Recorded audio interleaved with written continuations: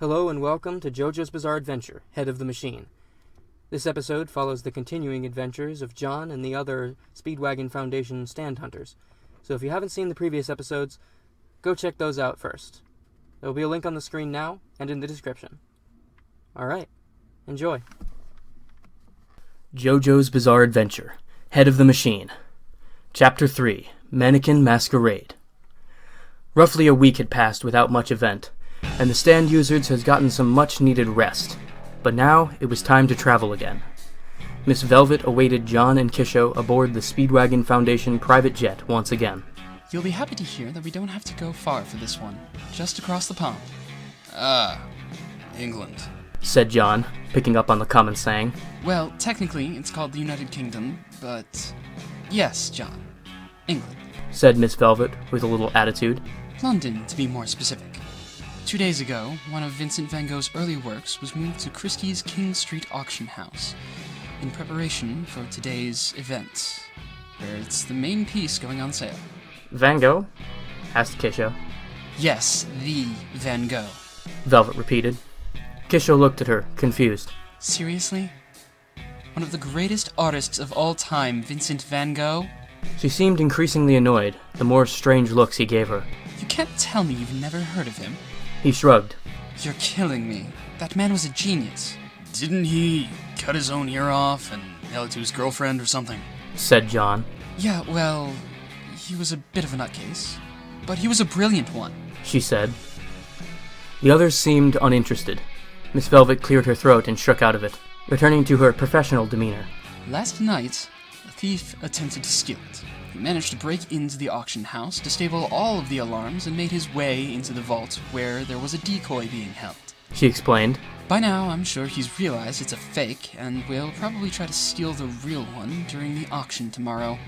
And we think this is a stand user because... said Kisho. Security footage caught a glimpse of the robbery. Take a look. With this, Miss Velvet brought up the video.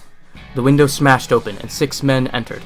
The video was choppy and blurred, but they seemed to move strangely as they split off in all directions, quickly disabling the security as what appeared to be their leader made his way to the painting. The footage from inside the vault showed him pick up the painting and run. Cutting back to the window camera, only one man could be seen leaving. So, he can create duplicates of himself, said John, pretty sure of himself. Perhaps, said Velvet skeptically. I've no idea what this man is capable of, or what he may have planned, so stay on your toes. Horns honked as the cars passed on the streets of central London. A limo sat stuck in traffic. Was the limo really necessary? Asked Kisho, seated in the back. He wore a white tuxedo, with a red bow tie around his neck. If one were to look too closely at his sleeves, it would be obvious he was carrying something. I hate wearing this suit, grumbled John, annoyed and pulling at his black formal wear and long tie. How long's this thing gonna take? John unrolled the window and peeked his head out to see that they were stuck in a huge traffic jam. Screw this, he said, getting out of the car to walk. Sit down, John, called Miss Velvet from the driver's seat. They won't let in just anyone off the streets. The limo is a necessary part of our disguise. He got back in and sat down with his arms crossed over his chest. Speaking of which, you're going to need these. She turned, tossing a pair of masks into the back seat. As the group finally arrived at the gallery and the car door opened, John and Kisho stepped out. Though they could blend in well in appearance, their mannerisms revealed them as the misfits they were. Kisho looked around with wide eyes, completely new to the environment, as John pulled at his suit, familiar with but uncomfortable in it. This place is incredible, remarked Kisho as they entered the front hall. It was beautifully decorated, and everything in sight seemed expensive. The guests passed all in formal wear and masks. Some laughed, others were silent. Ushers stood around in red outfits and white gloves, guiding the guests into the main ballroom. Something seems off, said Evanescence. He agreed non-verbally. Right this way, sir, said one of the ushers to Kisho. He kind of pulled his arm away from the guiding hand as a natural reaction. As the two entered the large room and waded through the sea of partygoers, they caught occasional glimpses of a stage through the crowd, where the painting and other smaller-priced items sat on stands protected by glass. There it is, said John, pointing to the stage. Which one? Asked Kisho. I don't know. one of those? The beat of some strange electro-swing song blasted through the speakers placed around the room. It was so loud, guests could hardly hear each other talk. As they got nearer to the stage, a man stood up and stepped up onto it, taking the mic away from the DJ. He looked up at the man, angry and confused. He wore a suit of solid black, and a simple black mask as well. Atop his head was a fedora, which until this moment had concealed his eyes. He lifted it to look out over the crowd. "Ladies and gentlemen," he started, "I am sad to announce that the auction has been cancelled." There was a general sound of fear and upset through the crowd, a low murmur that moved from the front to the back of the room. "No need to bid on the works you see up here. I will be taking them."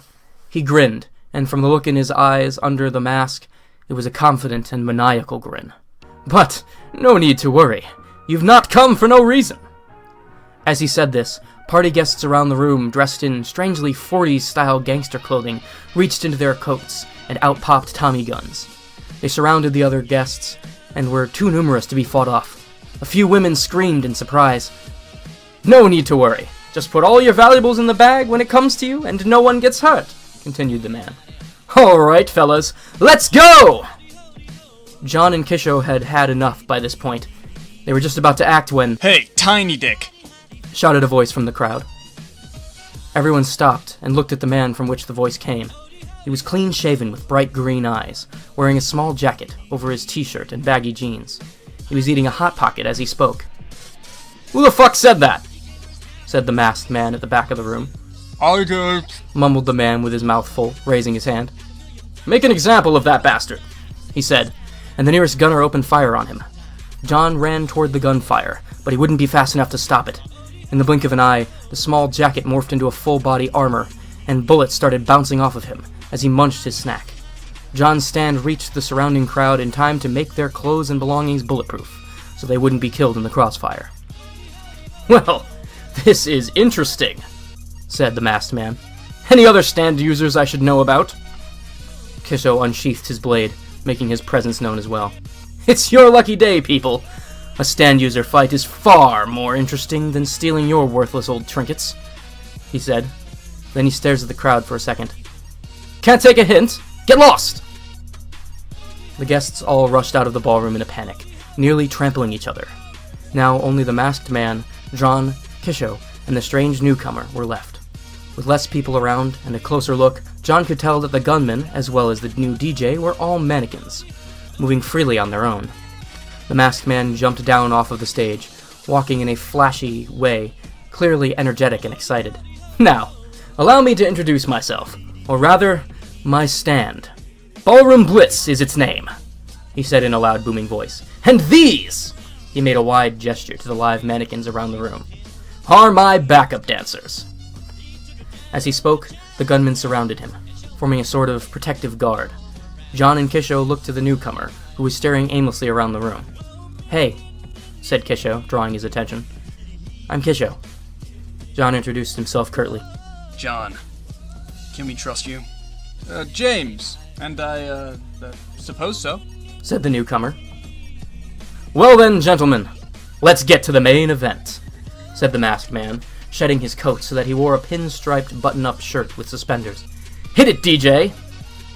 The song switched to an old hip-hop tune with a strong beat. As the backup dancers crossed behind the man, they magically changed outfits into hip-hop clothes, torn jeans and baggy white shirts with black beanies on their head. Kisho and John rushed forward towards the mannequins. They started their routine, holding John off. The others dropped to the ground, starting to spin, and tripped Kisho. James ran in behind them, attacking the one that had tripped Kisho with a large, hooked blade. It knocked the mannequin off his feet.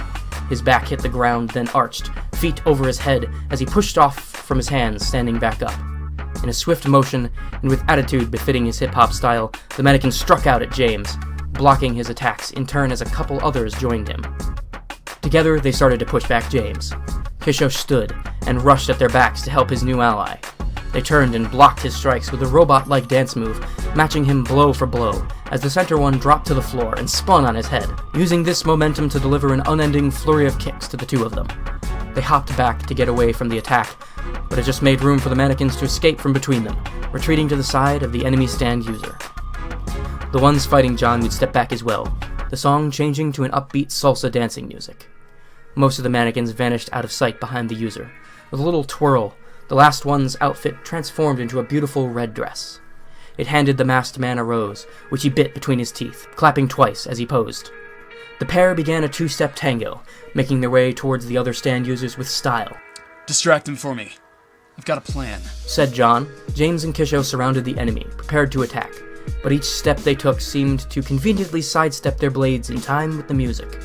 Kisho slashed downward to the left, then to the right. The couple's routine took them right, then left, hopping out of the way. James swung horizontally at the masked man, but he dipped his mannequin partner low and ducked the attack. He sent her off into a spin, but suddenly the sound of a record scratch resounded through the ballroom. The mannequin vanished as its user nearly tripped, thrown off by the sudden loss of rhythm. Angrily, he swung at Kisho, but his attack was easily blocked by the invincible blade on his right forearm. Kisho then punched the man right in the gut, stumbling him backward. He looked up to see why the music had stopped, and watched John smash the record on the edge of the DJ table. Enraged, the masked figure stood there as John rejoined the others. "You son of a bitch," he muttered. "You're gonna regret that," I doubt it. said John. It doesn't seem like you can do much without your precious music. He laughed a little bit as he stood up straight. He started to snap his fingers in a rhythm. The snapping got louder, until it was clear that he wasn't the only one doing it. From behind him stepped more of his mannequins, dressed in leather jackets and jeans with their fake hair slicked back. They moved in a V formation from either side, then closed the gap in front of him and froze in place. Hey, how many times are you gonna try and beat us with just a couple of defenseless JCPenney clothing displays? The man didn't respond, but his stand replied by pulling out chains, clubs, and other manner of blunt melee weapons from behind their back. Oh, said James, arms hanging at his sides. The others readied themselves for an all-out assault. "Everyone, attack!" shouted the masked man from the back of the crowd. 8 armed mannequins in total charged forward, easily 2 for each opponent. Kisho stood face to face with one wielding a chain and another with a switchblade. He swung his sword, but the chain wielder whipped out his weapon, catching Kisho's hand and pulling him off balance. The chains dug into his arm slightly before releasing. The mannequin with the switchblade struck at him, but right then, Evanescence awakened to block it. Blood had dripped from Kisho's cut and onto the blade attached to his arm. Now evenly matched in numbers, Kisho and his stand fought off their foes. John was locked in combat, with a pair of enemies holding a bat and a gun. While the batter kept him engaged, the gunner fired from afar. John did his best to dodge bullets, but the bat wielder was surprisingly effective at distracting him. He got winged by one shot, grunting in pain as he stepped back for a second, and used his tombstone bullet to knock the gun out of the gunner's hand, simultaneously making it too heavy to pick up. Now freed up and fighting the batter, and one unarmed mannequin, he was able to launch them across the room. James was paired up with a couple that held brass knuckles and a crowbar. James was easily underestimated. The brass knuckles couldn't break through his armor, instead just bouncing off. The other tried to link the crowbar with his hook to stumble him like they'd done to Kisho, but he was too strong, instead just ripping the weapon from his hands. He finished off the last of the mannequins. With his minions defeated, the masked man no longer seemed much of a threat. Still, he stood there, laughing.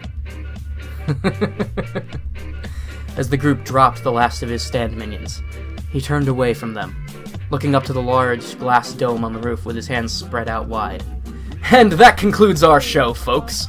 Thanks for coming," he said in a boisterous voice, taking a deep bow before turning back to the confused heroes. Kisho approached and grabbed him by the shirt collar as the others came up and stood behind him. "What is going on here?" he asked the hysterical showman, but as he did, he felt something on his shirt. Checking the inside of his lapel, he noticed a strange pin, a black emblem in the shape of a stallion's head.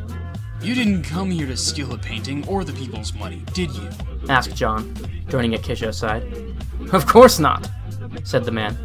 "What do you think? I'm some petty thief?" No, my friend."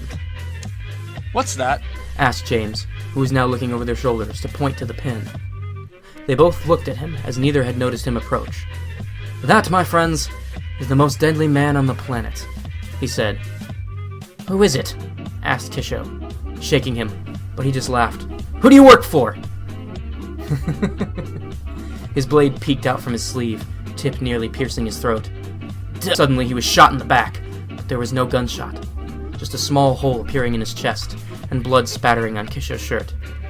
Whatever had been fired shot cleanly through his heart.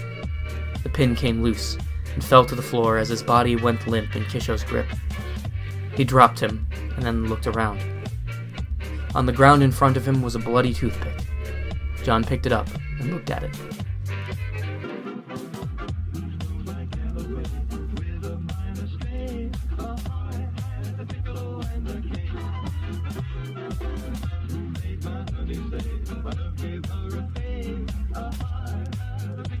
Distract him for me. I've got a plan. Distract him for me. I've got a plan.